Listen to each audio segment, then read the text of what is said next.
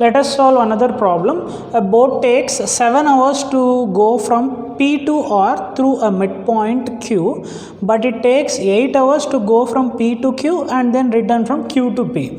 How long it would take to go from R to P? Okay, so in order to solve this, it doesn't require any formula or any conceptual knowledge, but you have to understand the question, and it is better to draw, you have to draw it pictorially, whatever that has been given in the question. Okay, so there are 3 points like P, R, and in between there is a point called Q. Okay, so a boat takes 7 hours to go from P to R. Okay, so a boat, in order to go to R from P, okay, it takes 7 hours of time. Okay, and while going from P to R, it has to pass via Q. Q is nothing but the midpoint. Okay, so this is exactly in the halfway between P and R.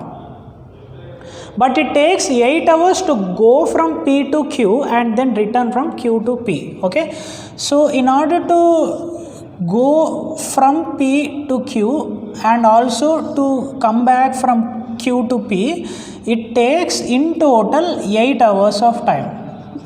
Now they are asking, in order to come from R to P, okay, what is the time? Okay, what is the time that we need to find? Okay, by the given data, we must come to a conclusion that, so this here it is a downstream and here it is upstream. Okay, how to get that conclusion in the sense, okay, so in order to pass this whole distance, it is taking 7 hours, right?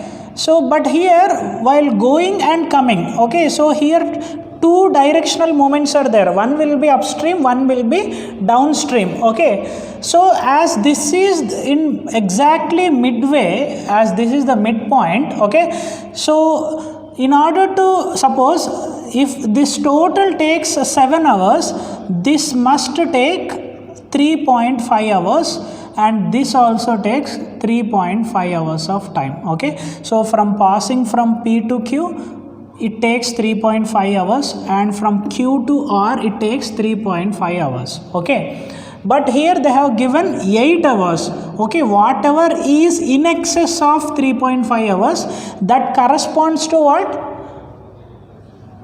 It is the time taken to travel against the flow, that is from Q to P. Okay, so from P to Q it is along the flow, from Q to P that is against the flow. Okay, so 8 minus 3.5, okay, that will be 4.5 hours. Okay, so in order to pass half the distance in opposite direction to the flow, it takes 4.5 hours. Okay, in order to, okay, so out of the total distance, okay, that is from P to R, only to pass the half of the distance, it takes 4.5 hours against the flow. Okay, in order to pass half the distance, if it takes 4.5 hours, in order to travel the whole distance, okay, so for half of the distance it is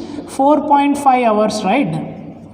In order to travel the full distance, that will be 2 into 4.5 hours, that is 9 hours time. Okay, so in order to travel from R till P against the flow, it takes 9 hours of time.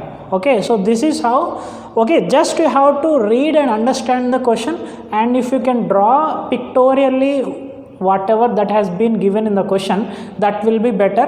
Okay, so that you can understand, okay, where exactly the upstream, where exactly the downstream, okay, all those directional movements you will get to know. Okay, so this is how it is, very simple, but you have to understand the concept.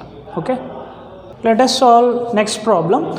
A man can row at 5 km/h in still water. Okay, so whatever is given, that is a velocity that corresponds to the boat in still water. Okay, that is 5 kilometer per hour. Okay, if velocity of current is 1 kilometer per hour, velocity of current in the sense speed of stream, that is 1 kilometer per hour. And if he takes 1 hour to row to a place and come back, how far is the place? Okay, so suppose this is a stream. Okay, so there is a boat. Okay, so the person has to go to a place. Okay, suppose if this is point A and point B, we don't know exactly what is the distance between these 2 points. Okay, that is the reason why we can take the distance as some x. So he has to travel some x distance and he has to come back. Okay, so he has to travel the same distance twice, right? One along with the flow and the one against the flow. It means that in one case he will be moving with downstream speed, and in another case he will be moving with upstream speed. Okay, so using whatever the speed in still water and the stream speed, we have to find upstream and downstream speeds. Okay, so downstream speed will be x plus y, right? So that will be 5 plus 1, that is 6 kilometer per hour, and upstream speed will be x minus y, that is 5 minus 1, that is 4 kilometer per hour. Okay, so we have got both the downstream speed and upstream speeds. Okay, so now we know the speed and we don't know the distance. Okay, that is why we have considered it as x, as in both the cases the distance is being same. And what is one more thing that we know, the total time is 1 hour, right? So total time t is equals to case 1 plus case 2, that is time 1 plus time 2.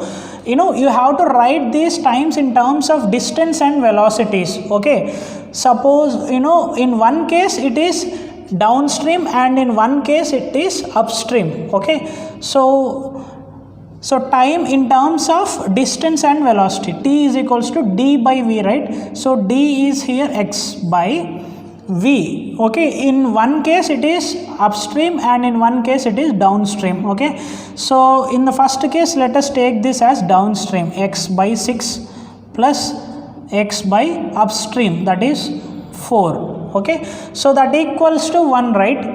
Okay, if you take the LCM, this will be 12. So this will be 2x plus 3x by 12.